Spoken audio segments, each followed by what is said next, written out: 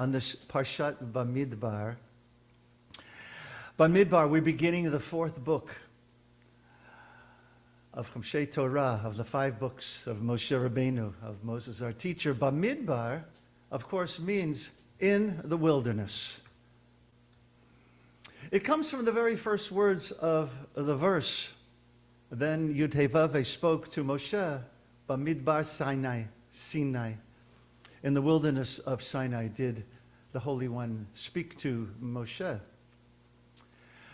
Bamidbar begins with a detailed census of the 12 tribes in the desert.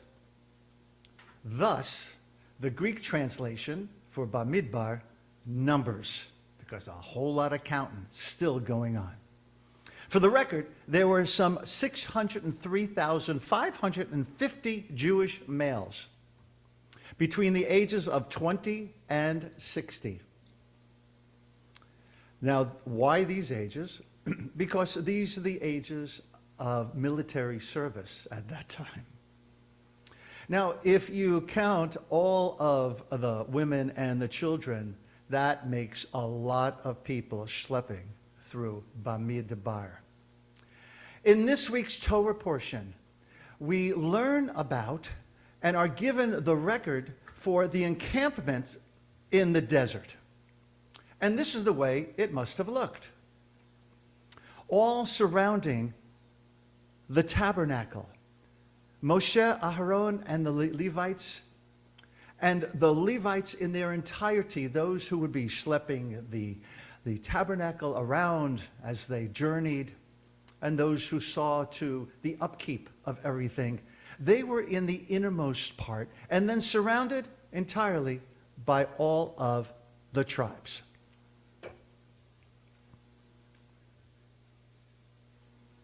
Here's a little better look from the camera that I took a shot from a little further away as I was standing up on a little hillside. Now, this is the way it looked like when the 12 tribes entered the land of Israel. According to their tribes, given different colors, all of whom are surrounding the tribe of Benjamin. For Benjamin was given the land closest to Jerusalem, closest to Jerusalem. Why? Because perhaps Benjamin was known as the peacemaker. And so if everything is surrounding the city of peace, it certainly should be inhabited by the peacemakers.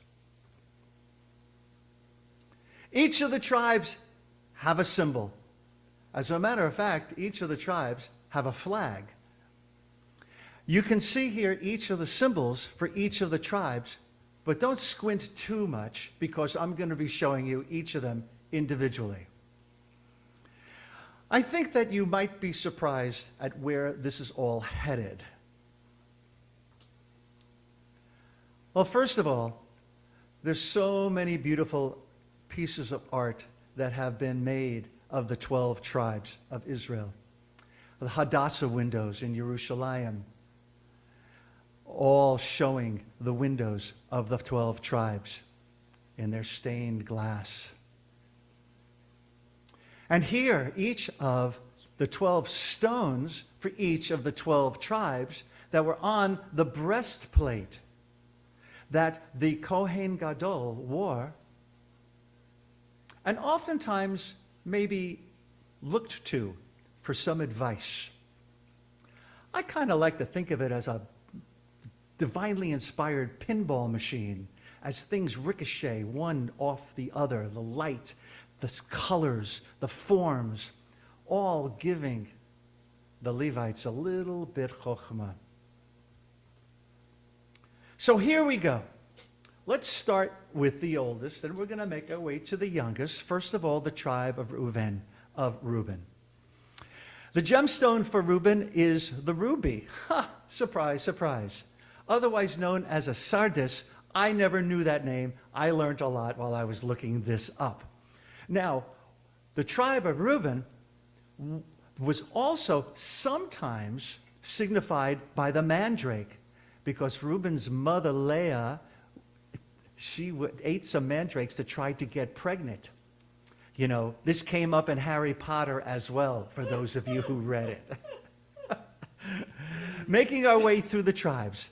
The next, Shimon, Simeon. What was his gemstone? The topaz. Now, what do you see in the middle of his flag? It looks like a city, and it certainly is. It's the city of Shechem. And sometimes the tribe of Shimon is signified by a sword, for it was the weapon of violence against the men in Shechem as they gained some level of retribution against the supposed rape of Dinah. Our next tribe is the tribe of Levi. All right? The tribe of Levi is the carbuncle. I never knew that word either. But perhaps it most resembles an emerald. Many of these understandings of the gems, we don't know for sure what they were and what color they were. But we do know that this represented on the flag the breastplate, in order, as I said before, to determine the divine will. We're moving on now to the tribe of Judah. As I mentioned before, the lion, represented by the emerald. And of course, Yehudah is known for his leadership role.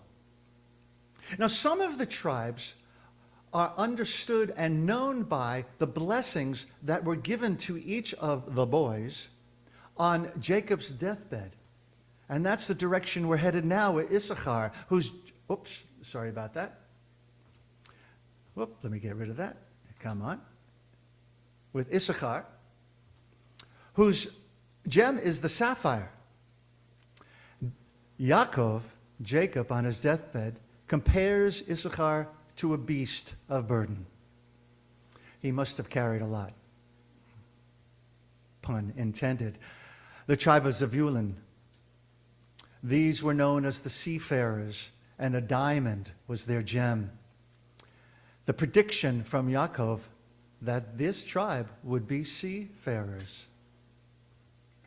The tribe of Naphtali, whose gem is the ligur. Anybody ever heard of that gemstone name? Neither have I, and I couldn't find a substitute name for it, but perhaps I didn't Google enough times. But Jacob compares him to a swift deer with beautiful fawns, thus the deer leaping. Making our way to the tribe of Gad. If you see, there is a tent in the middle, and it's not just any tent, but you'll find out in a moment that the gem was the agate, and this is a military camp tent, for Jacob predicted that he and his family would be a tough military men. Now, the tribe of Asher, whose gem was amethyst,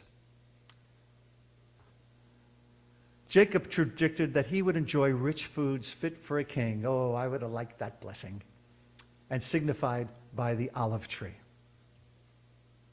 Coming in for a landing here, Joseph does not have his own tribe. Well, sometimes he is given credit for it, which would make 13, not 12 tribes, but rather his sons Manasseh and Ephraim. So the tribe of Manasseh, whose gem is the beryl, signified by the wild ox sometimes, the unicorn sometimes, the olive branch sometimes. As I said, none of this is written in stone. Pun intended. And finally, the tribe of Ephraim. The onyx is his gem, and the bull is his meme? What would you call that? Patronus. His what? Patronus. Patronus? Oh, that's a good word. Thank you, Judy. And then we have the youngest, the tribe of Benjamin. Jasper is his gem, and the wolf is his image, because a small tribe would need a wolf-like midot characteristics to stand up for itself. So where am I headed with all of this? You know that I would not just leave this little piece of information for you without heading in a little bit different direction. Of course, it's the tribe of Moshe. So I gave myself the job of creating a flag that represents how I see myself and what's important to me. In the same way that all the tribes had their gems and had their characteristics. This is what came to me yesterday. I put myself right in the middle. Above me is the musical note. I've always say, Chas v'chalila, if everything was taken away from me and I was only left with one thing, the ability to make music and to sing, I would pray that that would what I would have. Then, of course, family. On the upper left, you see, of course, the most tree, because of you and this amazing community that we have co-created together, and all that goes with my Jewish background, and all my teachers that brought me to this moment. Underneath the most tree is the ball that must have rolled under the tree. Baseball, as you know, and as Judy knows, is a very, very important part of my life. Whenever I go to the game, as I did the other night, my father of blessed memory is always sitting right next to me. The lower part is all of my gardening equipment. That's where I find my solitude, my alone place. In the spring, when I'm turning up the earth for the first time, I feel that I am returning what has been given to me over and over and over again and doing my part. And then in the lower part, I mentioned to someone yesterday that I'd be including this image. This is the image that appeared on the playbill of Oliver, in which, you know, I was in on Broadway as a child. And so that was the beginning of my love of musical theater, and very much connected to all of the shenanigans that I bring with me today. This is a kind of a sneak preview of something that you're going to be asked to share in the breakthrough room. How you see the flag that you might make. But before we get to that, Anne Lamott, I started reading a book of hers last night. And here she says, you know, she wasn't Jewish. She's not Jewish. But when she went to college, she met a lot of Jewish women who she really dug. And she understood this as a tribe. And she says, if you were Jewish, you were part of the tribe that included Lenny Bruce and Bette Midler. Allen Ginsberg was one of you, and Mel Brooks and Woody Allen. The women we revered were Jews: Grace Paley, Hannah Arendt, Bella Abzug, Gloria Steinem. Ramdas, who started out at Harvard as Richard Albert, but had just come back from India as a Hindu convert, called himself a Hindu. Most of the girls I wanted to be like were Jews. And in comparison, the rest of us looked like we'd come from Grand Rapids. No diss on Grand Rapids, Michigan, but these are her words. So I share this just to make the point is that there are a lot of different kinds of tribes. These days, we use this term tribal identity. It's often used in a very, very negative way, that we've come to be tribal in ways that we can't relate to each other, that we can't see each other, that we can't communicate with each other, that we live in our own silos. But for now, I'm not talking about that. I'm talking about the positive ways in which being a member of a tribe can influence our lives. There are 4 ways I want to mention as this tribal mentality and in the ways that benefit ours. Belonging to a group and feeling identified with those in that group is an important aspect of our identity and sense of self. In fact, having a strong sense of group identity can actually help buffer us when we feel wronged or attacked. Raise your hand if you've experienced that. I think there's not a person among us who hasn't. Number 2, a purpose. Our group identity often gives us a sense of common purpose around the pursuit of common goals. For example, joining a political campaign can give us a strong sense of affinity for people who we just met simply because we're pursuing a shared passion.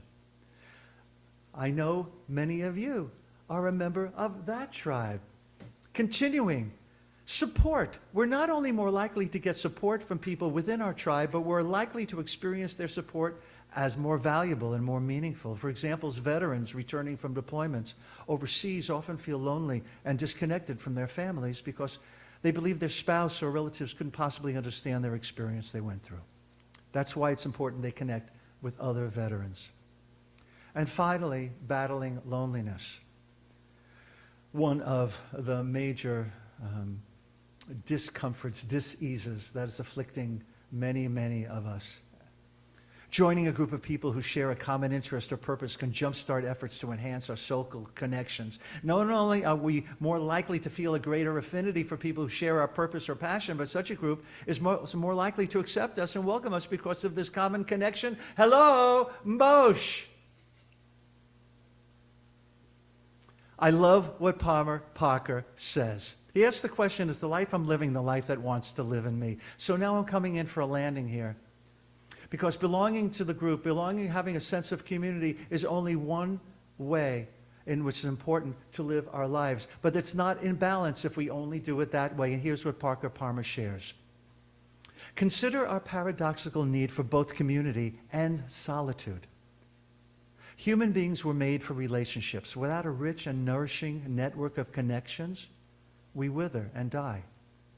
Now, I'm not speaking metaphorically, he shares. It's a clinical fact that people who lack relationships get sick more often and recover more slowly than people surrounded by friends and family.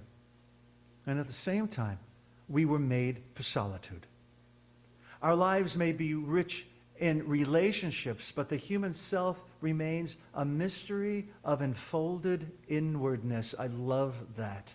A mystery of enfolded inwardness that no other person can possibly enter or know. If we fail to embrace our ultimate aloneness and seek meaning only in communion with others, we wither and die. And so, on this Shabbos, Bamidbar, may we find the perfect balance between being part of community with our need for solitude. May both nourish and sustain us. Shabbat Shalom, everyone.